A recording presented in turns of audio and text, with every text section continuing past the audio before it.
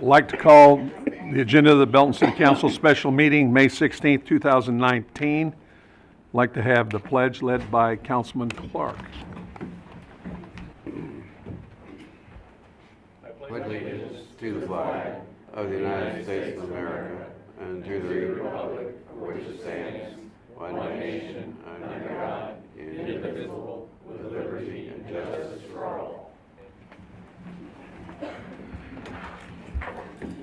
Roll call, please. Mayor Davis. Here. Councilman Savage. Here. Councilman Lathrop. Here. Councilman Trutzel. Here. Councilman Van Winkle. Here. Councilman Clark. Here. Councilman Finn. Here. Councilwoman Davidson. Here. Councilwoman Peak. Here. All right. Resolutions. A, motion approving resolution R 2019-48.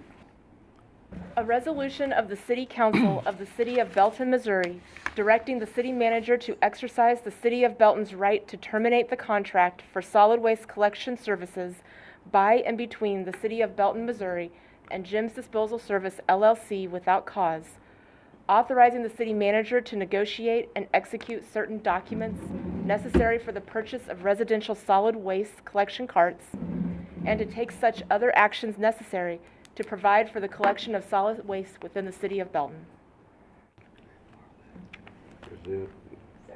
Motion is second. Discussion. Seeing none. All in favor? Aye. Opposed? The motion passes. Where are we at? Are you going to start tonight? Yes, Mr. Mayor, I actually have some additional information Okay. that I would like to share with the council this evening. So, good evening, Mayor and City Council members. The following information is to help provide answers to some questions that have arisen due to the items on tonight's agenda.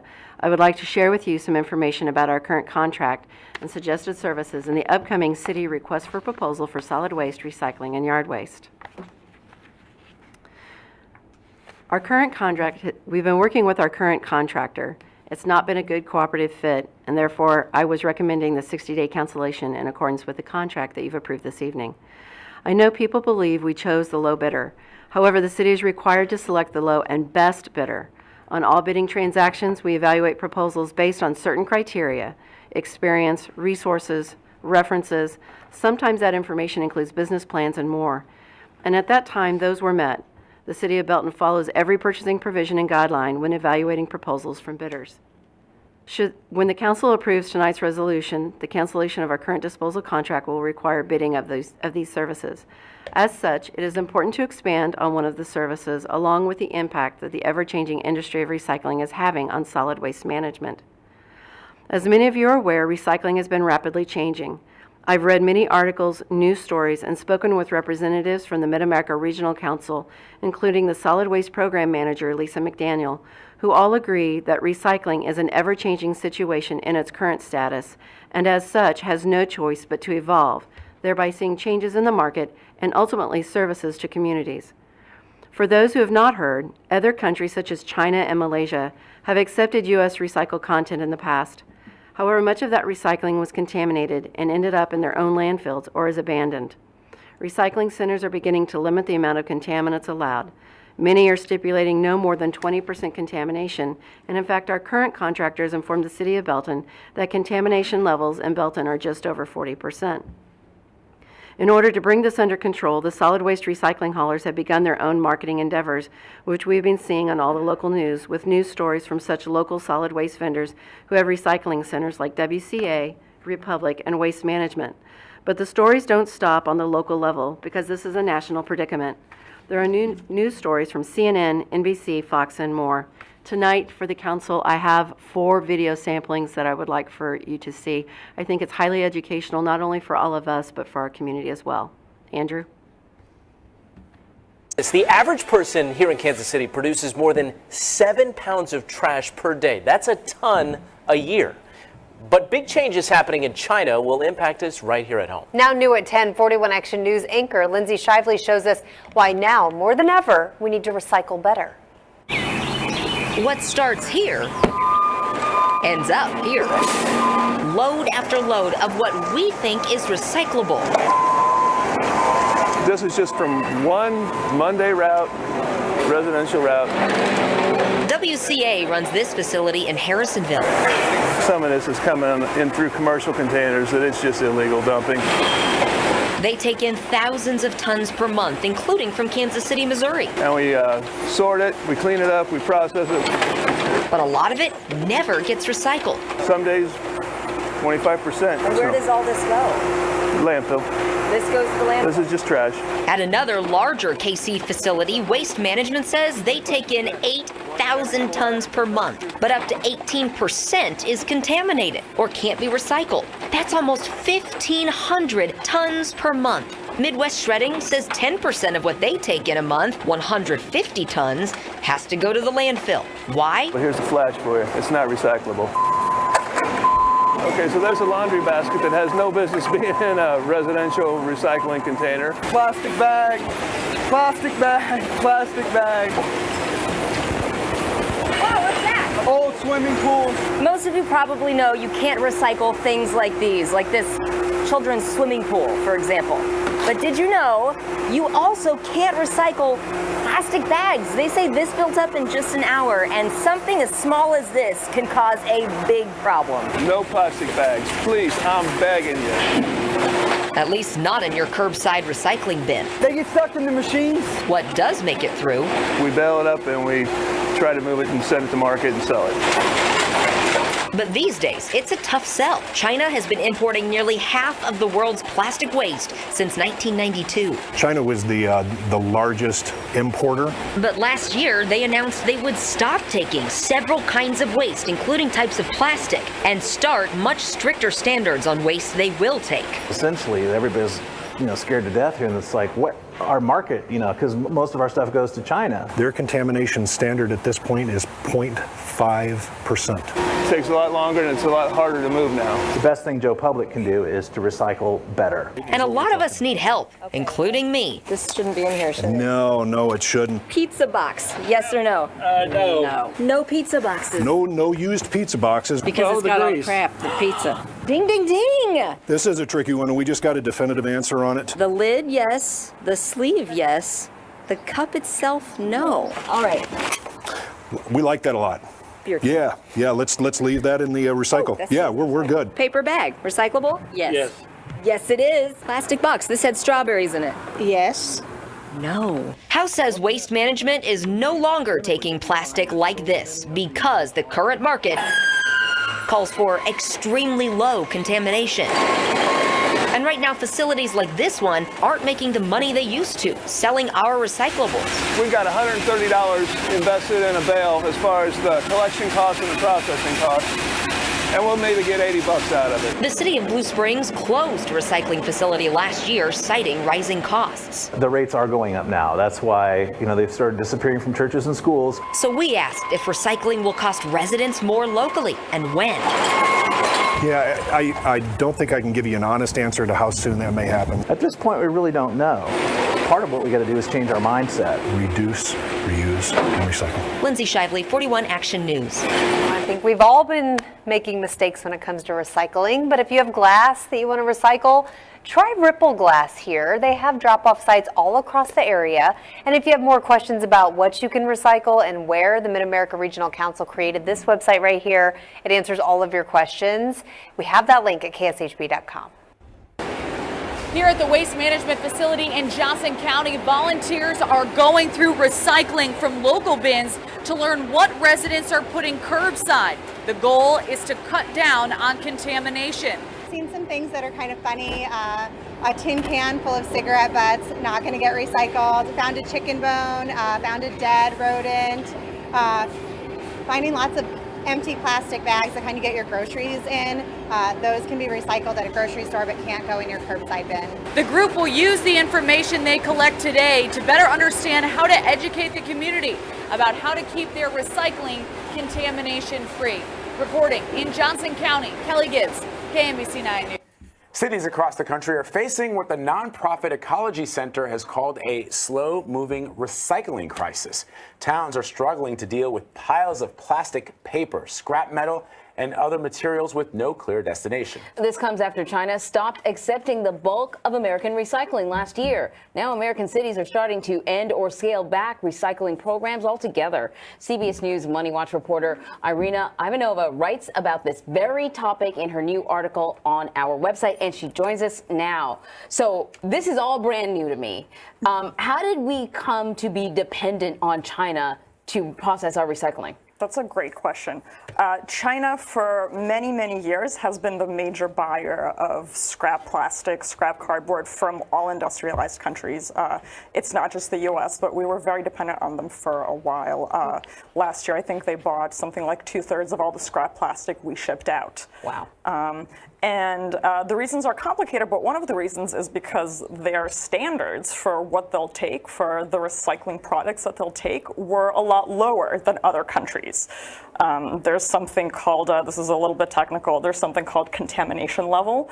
So when you send out a scrap bale of, say, number 5 plastic, it's mostly number 5 plastic, but sometimes you have other things in there. People will throw like a sneaker in the recycling bin, things like that. It doesn't always get sorted out, and for a long time, China had a pretty low, for a long time, China had a pretty high standard for how much contamination it would accept. Just over a year ago, they said, nope, we're not going to do that anymore. They set a very, very low standard for contamination that essentially banned most plastic imports. Oh, that's interesting. So now we're sending this stuff to Southeast Asia. We've said China is no longer accepting it because they've actually tightened their restrictions, and now we're going to find another country that doesn't have tight restrictions. Right. So we were doing that for a while. What's happened is because there's so much plastic that we're talking about, a lot of the Southeast Asian countries have now been overwhelmed, and they have also put in their own plastic bans. Vietnam, Malaysia, India was the latest to do it. So there's all these tons of plastics basically floating around with no clear home. So then is this the end of recycling as we know it? Because I imagine now, if you got to go through all the stuff and make sure there's no contaminants, recycling gets a lot more expensive. That's exactly what's been happening. And it's not quite the end of recycling, but there's a bit of an existential crisis because a lot of cities are finding it's suddenly a lot more expensive than it used to be to recycle. So different places are dealing with this in different ways. Some cities are still recycling, but they're paying a lot more for it. There's a lot of places. So Berkeley, I talked with somebody there yesterday, and the person who runs the recycling program said, you know, we used to get paid $100 a ton for scrap cardboard. Now they're getting paid, you know, $20 a ton. Wow. Now in California, because land is very expensive, it's still more expensive to send it to the landfill. So their recycling still makes sense. A lot of smaller cities, rural towns, they're finding it's cheaper to just send things to the landfill. So that is happening in a lot of places. Wow. You know, I recall, and I don't remember exactly where I saw it, but because we're talking about is this the end of recycling and what's the solution to all of this, I saw an advertisement once where it was a bicycle. It was a piece of scrap metal, and it said, "I want to someday be a bicycle." And you know, and there was some kind of a marketing campaign around, you know, from this junk comes this wonderful thing that will fill somebody's life with joy. And I wonder if that's a way for people to think about recycling in a way for perhaps local governments, the federal government, to entice people to continue to do this. Because it doesn't seem as right now as if we're able to get a fix on it or get a hold of it. Yeah, you're absolutely right. We're still, you know, looking for a fix, and there's been a lot of suggestions thrown out. I think what you've described is one thing that people are trying to do to just raise awareness of, you know, all this waste we're putting out. You know, there is a bit of a movement to reuse stuff more, so we're not, you know, putting things in the recycling bin with the hope that it'll be made into something new, but say you have a container and you just reuse it. You know, people are trying to do things like avoid packaging, you know, bring your own container, things like that, but it's definitely a big problem that's still looking for a long-term solution. Irina, really good reporting. Thank you so much for sharing it with us and for talking about it. We appreciate it. Thank you so much. It's great to be here. Did you ever wonder what happens after you put things in a recycling bin? Some of it could end up here at the Ecology Center recycling plant in Berkeley, California. This nonprofit organization's been engaged in community recycling since 1973. There's no magical land of recycling with rainbows and unicorns. It's much grittier than that. While the center recycles metal and glass, it now sends much of its plastic to landfills in the U.S. That decision after the center used a GPS tracker to discover that some of its plastic, believed to be destined for recycling, was actually being shipped all the way to Malaysia. In fact, since 2018, Malaysia has seen a surge of imported plastic scrap.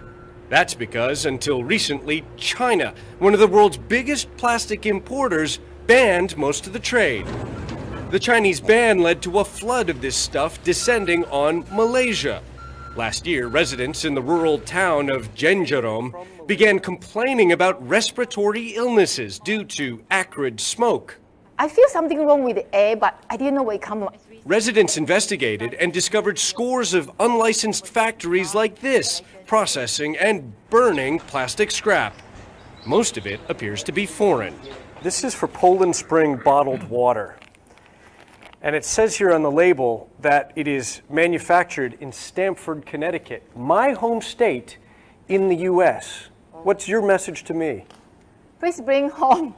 Bring it home. It belongs to you, not us. You want me to take it back home Yes, with me? yes, yes. I used to think I was doing the right thing when I'd put a plastic bottle in the recycling bin.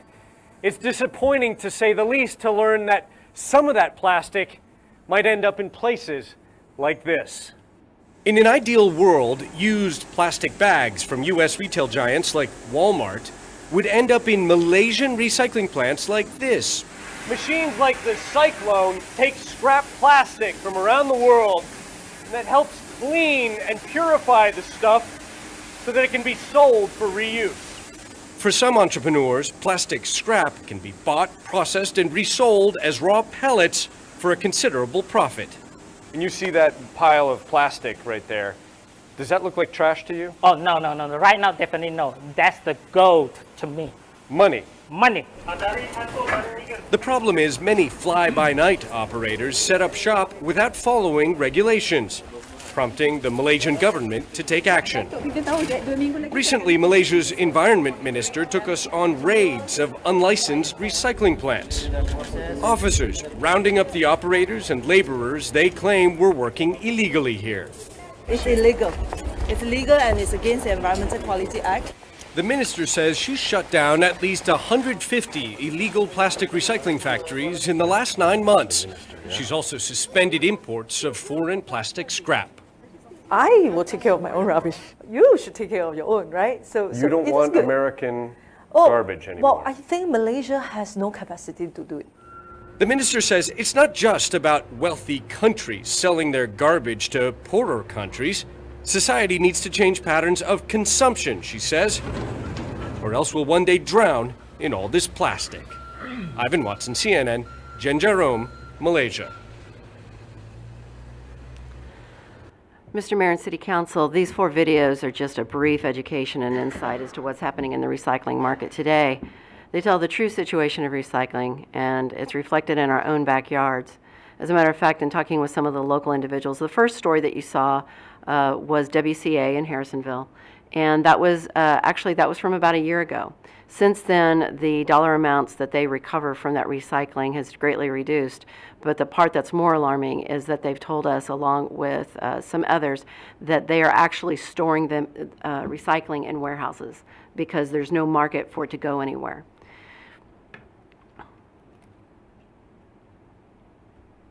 These educational stories that you've seen this evening, and there's even more of them, are being posted on the city's website.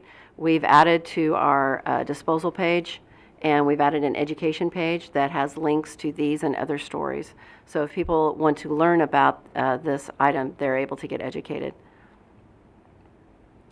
While I'm sharing all of these news reports with you, it's because the new request for proposals, which is being prepared by the City of Belton for solid waste, recycling, and yard waste services, we want to be on the forefront of this change in recycling.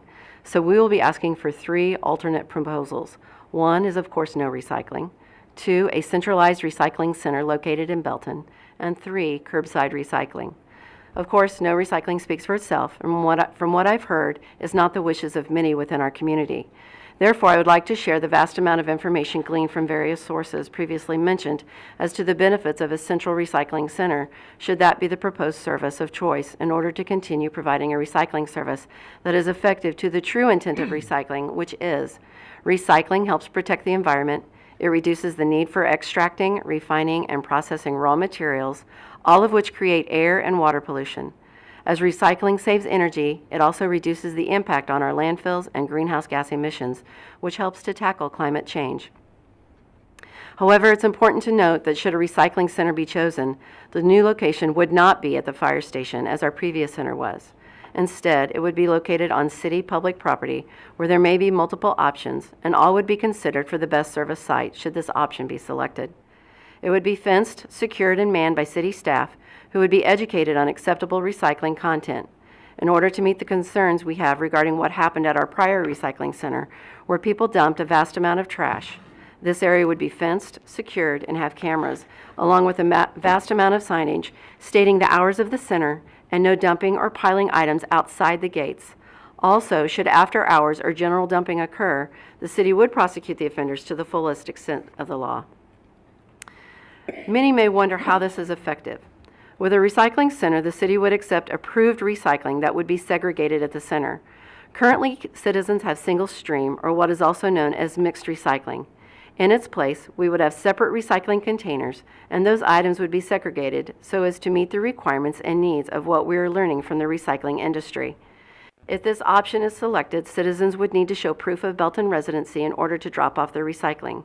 If it is not already separated, the city staff person would help our citizens separate it as part of education for future drop-offs. They would not do it for them. And I would like to remind everybody of this quote: "Give a man a fish and you feed him for a day. Teach a man to fish and you feed him for a lifetime." Our citizens are very interested in recycling and helping our environment. So is the city of Belton. By taking this approach, the benefits would be threefold, in that 1, we would now meet what the recycling industry is promoting. Where the former marketing material used to say recycle more, it now reads recycle better, or better yet, reduce, reuse, recycle. And we would be doing just that. Number 2, this would help educate all of Belton on the acceptable items for recycling. After all, as we have all learned, just because there may be a recycling image on a piece of plastic does not mean it is acceptable to the outside recycling centers. And 3, the city of Belton would be providing only 1 cart per household for trash use, thereby eliminating the space to store 2 carts. However, if we were to step away from curbside recycling, understanding this is a very important service to our citizens and their desire, the city would incorporate into the RFP the ability to add curbside recycling back to our citizens once the recycling industry has stabilized. To reiterate, if a recycling center would be the preferred method, curbside recycling would not be a part of services in a contract awarded within 60 days at the end of Jim's service. Instead, we would add a provision with the ability to amend the agreement if both parties agree to the cost for services when the recycling industry is more amenable and receptive to recycling. What I have just shared is but a small window as to the options being replaced for recycling services and how they might function. Well, I know you've heard an extensive amount of information about recycling this evening. There are elements of solid waste, trash, and yard waste being addressed in the RFP that I would like to briefly address. As for solid waste and trash, the provisions outlined in the RFP come after due diligence by the city to ensure these services are continued without a gap so as to prevent a public health issue within our city. Included in services, and a change from what we've had, will be the provision of a city-purchased 96-gallon cart that will be delivered to their address. This cart becomes the property of the city and will stay at the address. Should people move, they will not take the cart. The cart goes to an address and stays there. The carts specified come with a standard 12-year body and 10-year moving parts warranty. There was a provision to add 3 additional years warranty at an additional cost. However, the city has chosen to not take advantage of that option due to that additional cost. The purchase of these carts will allow our citizens to not have to change out carts should the provider change at the end of the contractual period. As we all know, that becomes a logistical nightmare. The reason for the larger sized carts is to address what the haulers have stated is a more economical approach to solid waste disposal. That is, they will pass down the street one time and perform one tip of a cart. This means that all trash at a residence must be within the cart. The current practice that we are using is for the hauler to pick up all trash, even if it was in bags outside the cart. The new specifications require all trash be contained within a cart. Therefore, we wanted the largest carts we could procure for our citizens. If there is trash outside the cart, it will not be taken. For those families with an extraordinary amount of trash, additional carts may be purchased through the city with the possibility of an additional tip fee, contingent upon the pricing returned from the disposal companies when we receive their proposals. Furthermore, the city is providing for our hardship cases on record and would provide 48-gallon carts for them, as they have all requested smaller sizes in the past, as it's more than they can handle in a larger cart. These will be available on a very limited basis. No other services will be impacted by the purchase of carts. City Disposal Services is a proprietary and separate fund. The city will get a loan, somewhat like a lease to purchase, and will include the cost of carts in determining the monthly rate to citizens. Remember, though, the bidders will not be asked to provide carts, resulting in a reduced disposal rate from what it would have been if they were asked to include the provision of carts with their service. As for yard waste, in the RFP, we are asking for yard waste to be a year-round service with 10 items curbside. This would include any combination up to 10 items of yard waste, including grass clippings and leaves, that must be in biodegradable bags only, or limbs cut down and bundled with twine per the specifications. Any yard waste in plastic or grocery store brown paper bags will not meet the yard waste code and will not be picked up. There are times in the winter where some homeowners continue to cut their grass, winter limbs fall, and those type of events. Of course, I'm referring to a minimal amount that would be bundled and placed at the curb. For larger storm events, the city would, more than likely, as we did this year, open an emergency storm tree limb drop-off site, as I stated, as we did this year, due to the extreme difficult winter that we had. And of course, after Christmas, there's the Christmas tree disposal. In the end, the cost for disposal services and how each of those services is laid out would be contingent upon multiple factors, including the services themselves that we get from the proposals we receive, carts, and more. I understand this is a lot to digest, and there's still a lot of questions out there to be answered.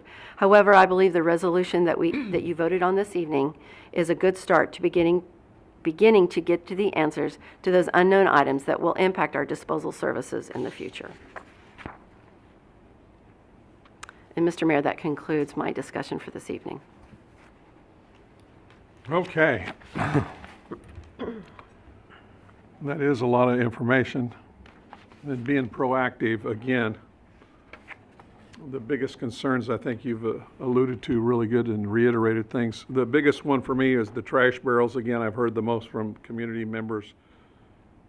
96 gallon, and we'll, on a limited basis, we'll have 48 gallons. 48 gallons. And I'm trying to think what a 96 gallon, how high that will be, or. Yeah, I actually, hold on just a minute. I might actually have that for you, Mr. Mayor.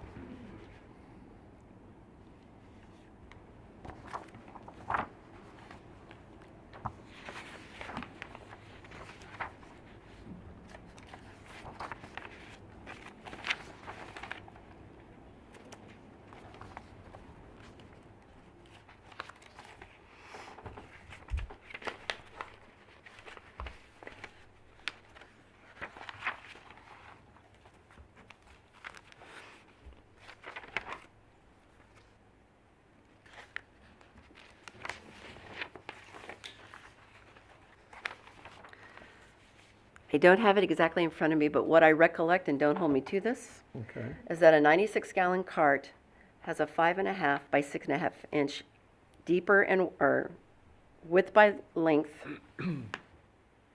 bigger than the 65-gallon that we have currently. So it'd be what we have currently, and then it's going to be 5 inches by 6 inches bigger. Okay, and you've answered several questions that people have sent me. You've already answered a lot of those. Yeah, and included in my comments this evening. Okay, and included a lot of those, or most all of those. Questions around? Councilman Clark. Couple things that I've seen, and not had a lot of, I wouldn't say a lot of people, but I think there's concerns about having 96-gallon carts for the older people and people that are single, and didn't know if that's something maybe we had to modify, only getting 100, maybe look at maybe getting more, still on a limited basis, but I think increasing that number maybe decreasing the bigger ones by 150 and increasing the smaller ones just for people that do need that. I don't know how we are going to justify on a limited basis. The price that you have in front of you this evening, that was part of Exhibit A, that was part of the quote that we got from Waste Quip for the 96-gallon carts. Of course, the 96-gallon carts are going to be your most expensive. And so if we were to adjust that, you would see the price come down. Right.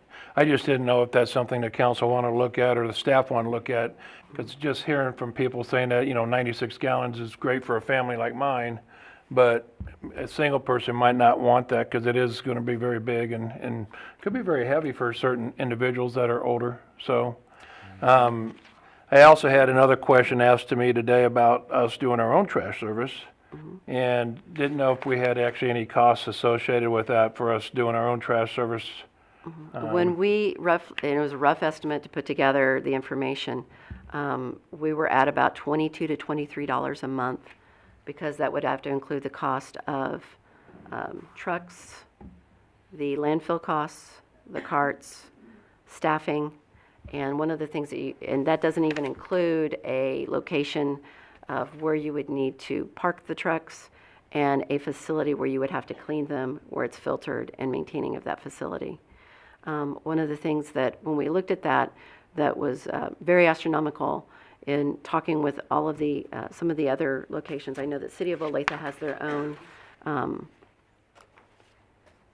solid waste services. Their largest part that they have is their work comp claims. And so work comp rate for waste and disposal employees is the highest in the industry and amongst all that we have. Higher than police officers and firemen? Yes. Wow.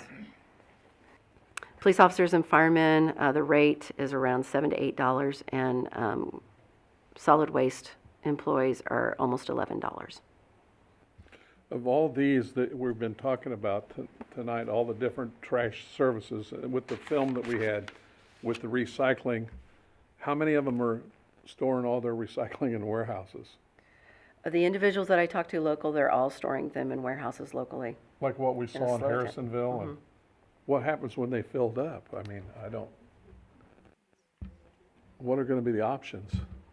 That's interesting in itself. I mean, I'm a visual person. That really helps me to see those kinds of things that And really... Mr. Mayor, not to interrupt, but I will tell you that in talking with the disposal companies and trying to figure out still having recycling, because I hear everyone, and it's important to me too. I recycle in my own home. And one of the things that they said was they did really like the idea of a recycling center. The real source of issues, and the citizen, I hope she doesn't, I believe she might be here, Ms. Crate, that sent some questions earlier today. One of the things that she stated was that it's the single stream. When we went to curbside recycling, we went to single stream, so everything was blended together. And that's where you really have an issue with the contaminants. And so and not understanding that recycling has changed so much. It's changed in the last 6 months, and it's going to change in the next 6 months, and it's going to change even after that. And so realizing that by being able to have a recycling center where we can control what's coming in and divide and segregate that according to the item, so that they know when they come to pick it up that it's clean, will help reduce their costs to some degree so that we can still recycle. Okay, and how are we going to educate the people on the patterns of consumption? How is the city going to do that? How are we going to educate them like this? This information is available for anyone to go out and take a look. We also have put recycling brochures are out on the outer table, just as a reminder for folks as to what is accepted in recycling right now. And I know that the Solid Waste Division at Mid-America Regional Council is in the process of doing educational marketing information material that is available, and we will be rolling that out whenever we can. As well as on the city's website, we are putting all the links to everything that comes through locally. We're putting it out there. Everything that's national, we're putting it out there. And then we are also linking it over to the city's Facebook page. So if people see that and they want to share it, we encourage them to do so. Patrick, City Attorney, your turn. Are we going to have a real tight contract, whatever we end up with? Or, I mean, are we going to have all the language of what we need? Or Obviously, all contracts are subject to negotiation between the parties, but yeah, having seen what occurred over the past year and a half, we would make sure that the contract included specific terms that ensured that any issues would not arise again. Okay. Anybody else? Excuse me, does the public get to? No. No, but we will, and a good point. If you want to, I had a point here that I've already written down, that after the meeting, after we voted and all that, you can come up and talk to the council members or staff if you'd like. So hang with us. You were going to say. Thank you. I think it's important for the citizens to know. Is your speaker on? I can't hardly hear you. Yes, it is. That in the resolution, section 3. Is that to be voted on tonight? We have the city manager, the city clerk, and other appropriate officials of the city are hereby authorized to take such action, other actions necessary to provide for the collection of residential solid waste within the city of Belton, including but not limited to contracting with responsible parties for emergency collection of the residential solid waste, should it be needed, once Jim's is notified. If we vote that there will be a plan in place to make sure that there is not trash sitting along the curbs. Section 3. Any comment? Or I will just say that's absolutely correct. I've been,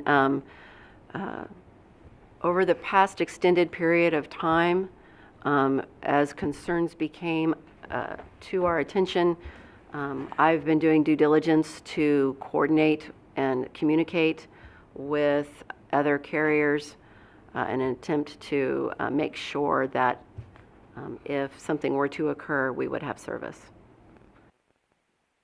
somebody else over here had their. I was just going to make a comment personally that I think not buying recycling trash cans at this present time is probably a good thing for the city, just so we can do that in the future. But I also want to put in there, if curbside recycling does come back and we have opportunity to sell, that we would look at buying those for the citizens in the future. Correct. And No, go ahead and answer that first. I'll get with him in a second. I always say I don't speak for Raymore, and I don't. But I will say that there are a lot of questions that are always out there, and I would encourage our citizens, don't look at what Raymore's doing, look at what Belton's doing. We're trying to do what we think is best for our own city. And when we look at this, the estimated cost for carts, we're purchasing about 8,000 carts, and the cost is about $400 with financing fees and things like that, will be up close to about $445,000 to $450,000. It's about half the cost of what you're seeing in a neighboring community who is purchasing double the carts. And so the math does add up, and it makes sense. That was a good question, by the way. Yes, Councilman Savage. Are you in a position you could speak a little further, a little closer on on what's going to happen if, in fact, gyms don't continue the 60 days, or are you going to stop right there? Is that as much as you care to say? You did speak with us quite a bit more, and I do not want to put you on the spot. Yeah. Who's going to answer this? I think Councilmember Peake's comment spoke to that. There are plans in place should the need arise for Just plans in place is where you want to leave that? Yeah. Thank you. Councilman Trutzel. If I remember correctly, under an emergency situation, the trash may not be picked up on the same days that are currently being used. Is that right? That could be an option. Yeah, okay. Just want to make sure that people understand. Do you know the difference between Monday and Friday, or what are you saying? 5 days. 5 days. Somebody else. Councilman Van Winkle. Mayor, I know you've got the data in your head because you're so sharp a fella, but I think it'd be a good point to make now that we're at this juncture that some of the issues that we're dealing with here and why we ended up here. I know there were some people that really liked Jim, some that didn't, just by watching the social media. But really, where we're at and why we're dealing with this and why we came to have Jim's or another company at that point in time when we moved to have the city do it, a great deal of it had to do with trash being dumped all over the city because so many people didn't have trash service. And we thought it was a certain percentage. You named it the other day, but then we found out it was a much higher percentage at that. Would you reiterate those figures? That's right, and we thought the hypothesis was 20, and through experience, our estimated amount was 40. And I know that Alan's out there, he talked that it could be as much as, he thought maybe as much as 50%. It was a lot. And it wasn't that people were being malicious either. A lot of people took their trash to work. A lot of people put it in their neighbors, or they took it to family, or they used our dumpsters all over town, all the different places. I saw people complain all the time about people dumping trash in their dumpsters everywhere. And it was a problem. And the whole thing is that it was amazing how many people really had never paid for trash. And that is a, what is that? Is that a public health and safety? Is that a ordinance that you Yes, have it's to an ordinance have? people need to have their trash picked up. Thank you. I guess, that's not a good thing.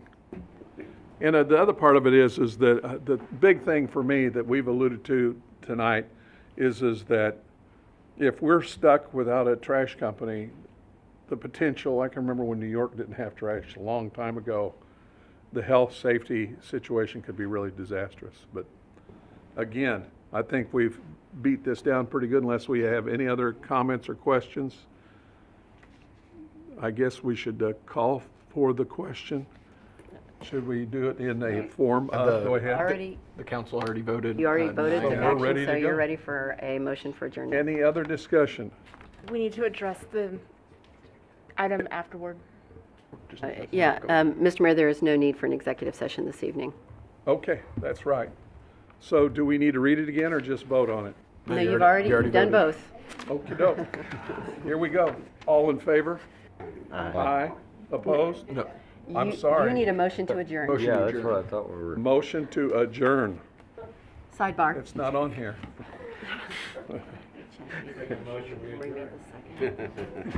I'll second that. Tearing it up. Anybody want to make a motion? I already made it. Okay, here we go. And motion to adjourn. All in favor? We got a motion and a second. You got them both? All in favor? Aye. Opposed? We're adjourned. We're adjourned. There you go. And no executive session.